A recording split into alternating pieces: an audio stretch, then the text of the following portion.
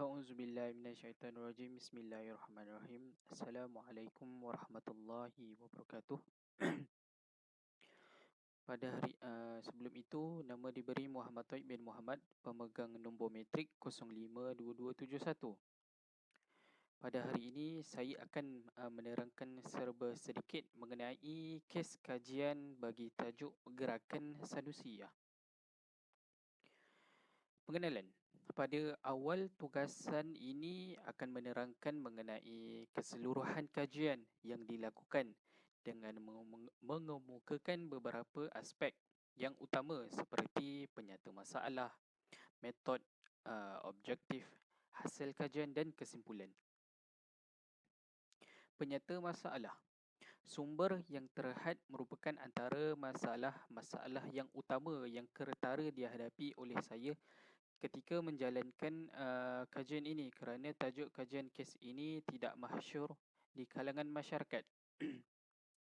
Ini kerana tajuk kajian ini tidak ditulis, tidak dikaji oleh kebanyakan masyarakat kerana tidak masyhur di tanah Melayu, tidak masyhur di Malaysia. Yang kedua, sukar dalam meneliti sumber yang sesuai dengan tajuk dan rujukan. Hal ini kerana rujukan yang saya jumpai amat terhad dan sering kali tidak selari dengan rujukan-rujukan yang lain. Seterusnya, kesulitan dalam memahami rujukan yang berbahasa selain daripada bahasa Melayu. Ini kerana kebanyakan rujukan yang saya jumpai merupakan rujukan dalam berbahasa Arab dan juga bahasa Urdu. Yang terakhir, bagi penyata masalah ini, kesukaran yang dihadapi ketika melakukan kajian kerana kes kajian tidak menepati dengan rujukan yang sedia ada. Seterusnya, metod kajian. Metod kajian, saya menggunakan beberapa kaedah pengumpulan data yang akan digunakan oleh pengkaji bagi menjalankan kajian dengan sistematik dan memenuhi objektif yang dikehendaki oleh pengkaji. Maksudnya di sini metod kajian yang utama yang saya lakukan ialah mengumpul data-data daripada rujukan dan sumber yang saya temui. Yang kedua, kajian ini dilaksanakan dalam bentuk kaedah kuantitatif dengan menghimpunkan data, memperolehi makna dan memperolehi pemahaman daripada suatu tajuk. Maksudnya apabila saya mempunyai satu rujukan, apabila saya mempunyai suatu sumber, saya akan mengumpulkan data, menelaah isi kandungan, menelaah intipati yang terdapat dalam rujukan tersebut.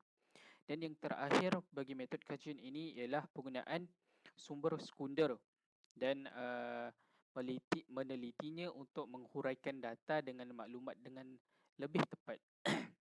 Di sini saya menggunakan perbandingan di antara rujukan dan rujukan supaya mendapat fakta, mendapat kajian yang lebih tepat. Seterusnya, objektif bagi kajian ini. Objektif kajian ini dilakukan untuk menganalisis sejarah kewujudan gerakan Sanusiyah berdasarkan beberapa sumber primer dan sumber sekunder.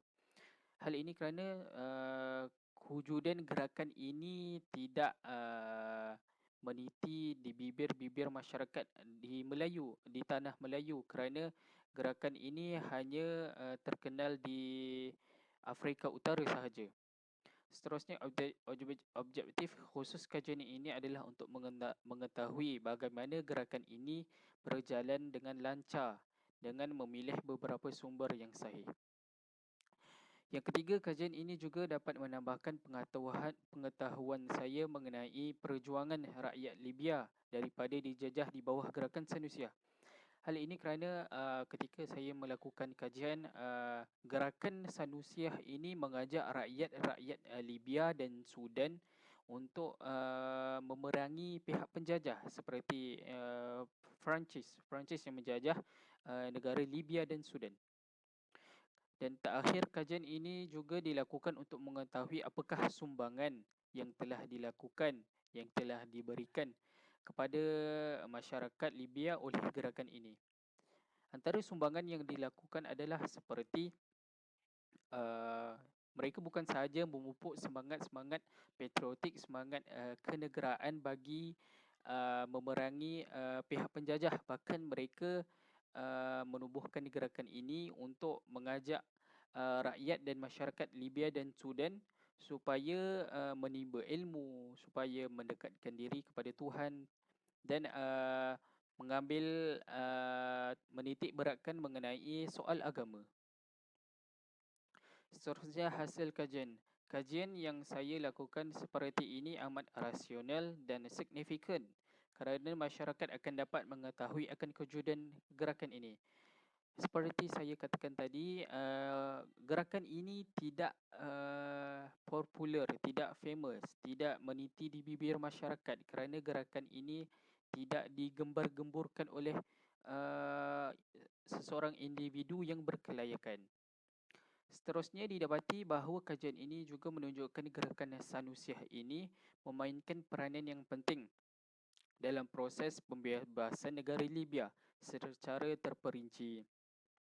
Ketika saya mengkaji tajuk gerakan Sanusiah ini, uh, saya dapati sejarah mereka sangat terperinci, sejarah mereka tidaklah terlalu panjang walaupun tidak sampai 20 tahun, tetapi sejarah mereka sangat detail dan terperinci.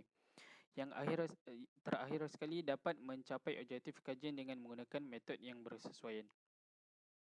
Kesimpulannya, secara tuntasnya setelah menjalankan kajian ini saya dapati saya boleh memahami intipati dan juga sejarah secara menyeluruh mengenai gerakan Sanusiah ini. Siapakah tokoh yang terlibat, siapakah uh, penubuh ataupun penemu bagi gerakan ini yang membangkitkan semangat juang masyarakat di sana dan mempengaruhi bagi menghadapi pihak penjajah di negara mereka seperti Perancis. Sekian daripada saya mengenai kes kajian gerakan Sanusiah. Wabillahi taufiq wal hidayah. Wassalamualaikum warahmatullahi wabarakatuh.